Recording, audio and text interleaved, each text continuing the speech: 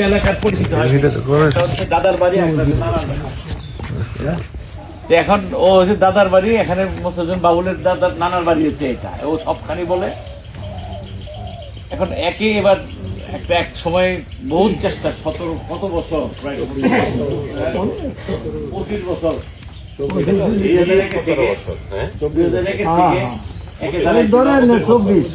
25 বছর যাবৎ উনি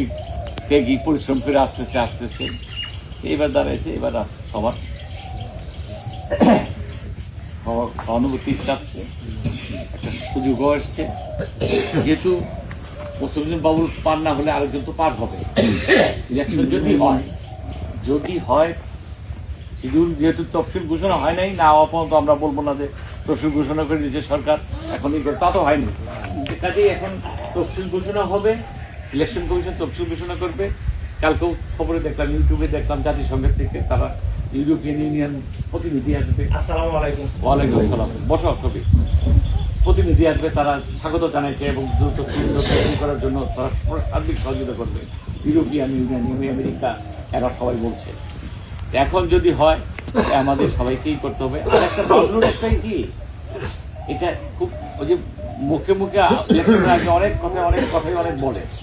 আমি আমার কথা বলবো এই করবো দেখা যাচ্ছে সে আগলা ভুলে যান আর বাবলুর পয়সার লিস্টটা এই জন্য নাই